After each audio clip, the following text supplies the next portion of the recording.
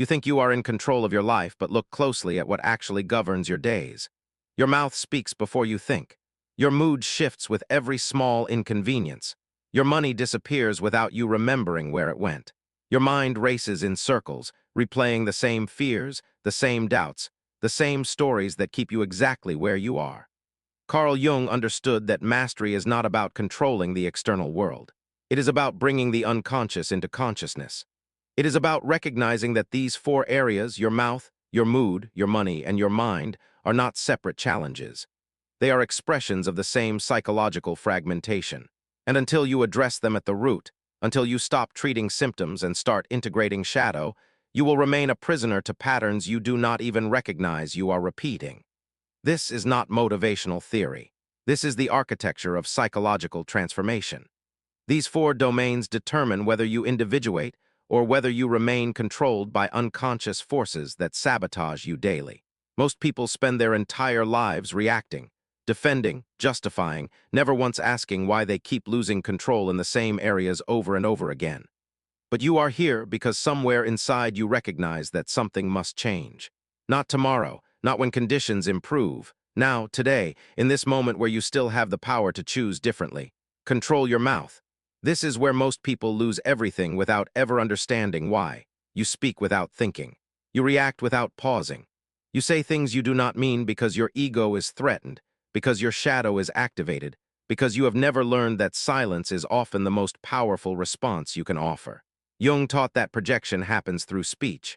When you are unconscious of your own unresolved material, you speak it into the world.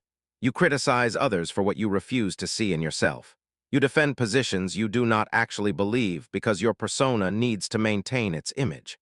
You wound people with careless words because you have never taken responsibility for the power your mouth carries. Every single day, you must practice the discipline of speaking with intention. Not speaking less necessarily, but speaking consciously. Before you react, pause. Before you criticize, ask yourself what you are really defending against. Before you gossip, recognize that you are externalizing your own insecurity. Before you complain, understand that you are choosing victimhood over agency. Your mouth reveals what is happening in your unconscious. It exposes your shadow. It demonstrates whether you are integrated or fragmented. Most people talk to fill silence because silence forces them to face themselves. They talk to prove they are smart, they are right, they are valuable. But this compulsion to speak, this need to be heard, this inability to hold your words until they actually matter, this is not confidence. This is insecurity masquerading as expression. When you control your mouth, when you learn to speak only what is true, necessary, and kind, you reclaim power you have been giving away every time you opened your mouth without consciousness. Listen more than you speak, not because you are weak, but because you are strong enough to not need constant validation through sound. Observe before you react, not because you are passive, but because you understand that your response shapes reality more than the situation itself does. Speak truth without cruelty, not because you are afraid of conflict, but because you recognize that words used skillfully can heal, build, transform, while words used carelessly can destroy everything you claim to value. Your mouth is the bridge between your internal world and external reality. When that bridge is unconscious, when it operates on autopilot driven by ego defense and shadow projection, you create chaos. You damage relationships. You misrepresent yourself. You speak your fragmentation into existence.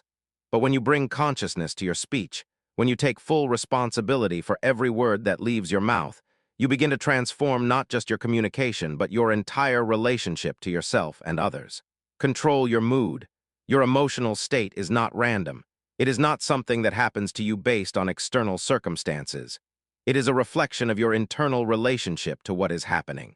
Jung understood that most people are completely identified with their emotions. They believe they are their anger, their sadness, their anxiety, their frustration. But you are not your emotions. You are the awareness that experiences emotions. And until you develop the capacity to observe your emotional states without being consumed by them, you will remain reactive, unstable, controlled by forces outside your command. Every day, your mood will be tested. Someone will frustrate you. Something will not go as planned. Circumstances will challenge your equilibrium, and in that moment, you have a choice. You can react unconsciously, allowing your mood to dictate your behavior, your decisions, your words. Or you can pause, recognize what you are feeling, and choose your response consciously. This is not suppression. This is integration. This is the difference between being owned by your emotions and owning your emotional experience. Most people wake up and let their mood determine their entire day. They feel tired, so they decide the day will be difficult. They feel anxious, so they avoid what matters. They feel irritable, so they create conflict where none existed. But your mood in any given moment is not a prophecy. It is information. It is your psyche communicating something that needs attention. When you are angry, what boundary was crossed? When you are sad, what loss are you processing? When you are anxious, what are you avoiding that needs to be faced? Controlling your mood means developing the discipline to work with your emotional states instead of being dragged by them. It means creating daily practices that regulate your nervous system. Movement, breath, silence, presence. It means recognizing when your mood is a reaction to external triggers and when it is emerging from unintegrated shadow material. It means refusing to let a bad morning define your entire day, refusing to let one difficult conversation collapse your equilibrium, refusing to give your power away to circumstances that are temporary. You are not fragile. You are not at the mercy of your emotions. You are capable of holding complexity, of feeling deeply without being destroyed, of experiencing difficult emotions without making them your identity. But this capacity must be developed. It does not happen automatically. It requires daily attention, daily practice, daily commitment to staying anchored regardless of what you feel in any given moment. Control your money. This is where unconsciousness costs you most tangibly. You earn, you spend, you wonder where it went. You make plans, you break them. You tell yourself you will save, you will invest, you will build security, and then you make impulsive decisions driven by emotional needs you refuse to acknowledge. Jung would say that your relationship to money is a perfect mirror of your relationship to yourself. When you are fragmented internally, your financial life reflects that fragmentation. When you are unconscious of your shadow, your spending habits reveal what you are trying to avoid, suppress, or compensate for. Most people use money to manage their emotional states. They spend when they feel empty.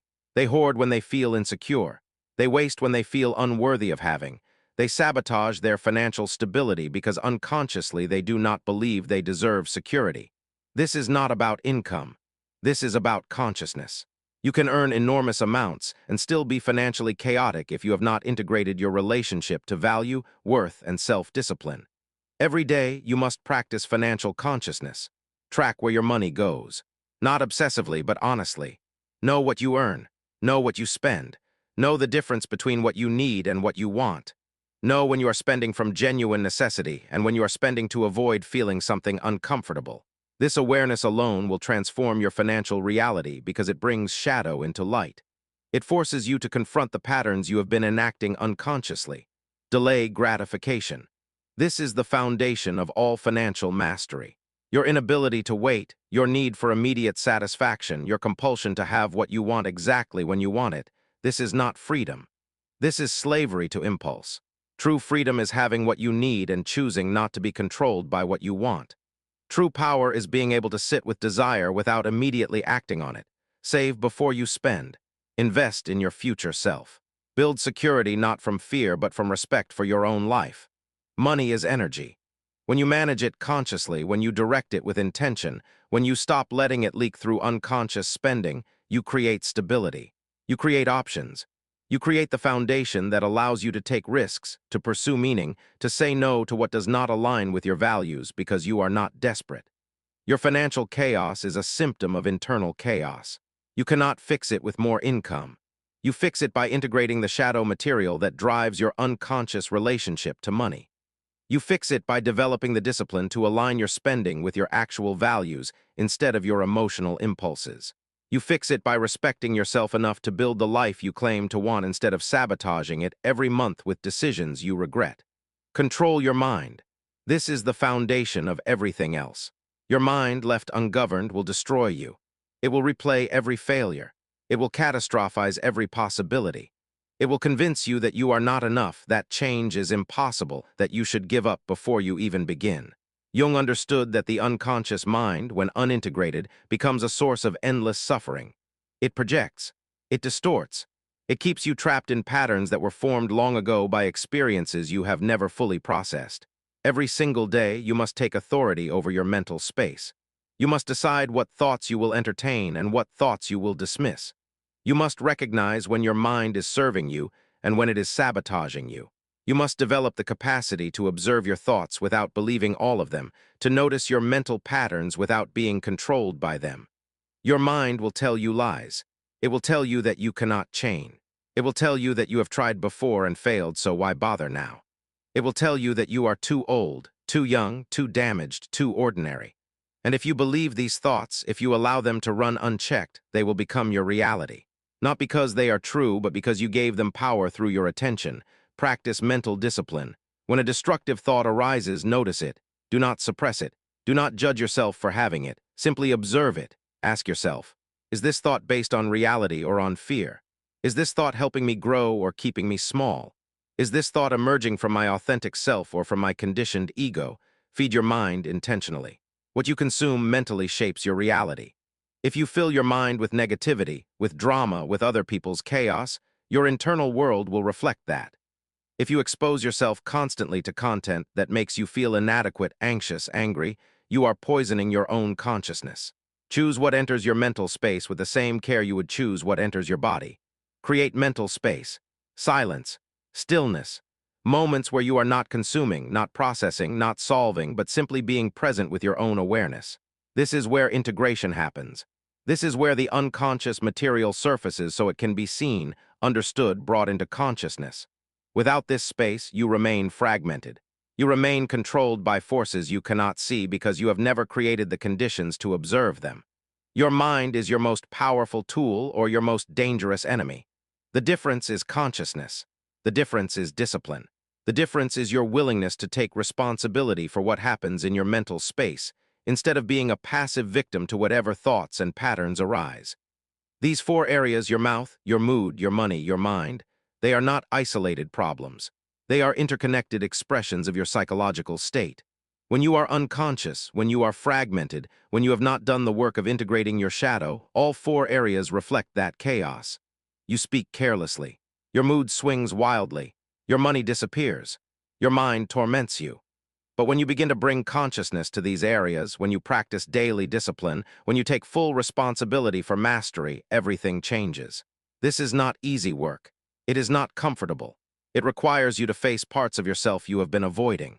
It requires you to admit that you have been unconscious, that you have been reactive, that you have been giving your power away in ways you did not even recognize. But this admission is not weakness. It is the beginning of strength. It is the moment you stop being a victim of your patterns and start becoming the conscious creator of your life. Mastery is not a destination. It is a daily practice. It is choosing consciousness over reactivity. It is choosing integration over fragmentation. It is choosing to govern yourself instead of being governed by unconscious forces. And it starts now, not when you feel ready, not when circumstances improve. Now, with your next word, with your next emotional response, with your next financial decision, with your next thought, you have the power, you have always had it. The question is whether you will use it or continue giving it away. Jung said that until you make the unconscious conscious, it will direct your life and you will call it fate. But you are not fated to remain as you are. You are capable of transformation. You are capable of mastery. The only question is whether you will do the work.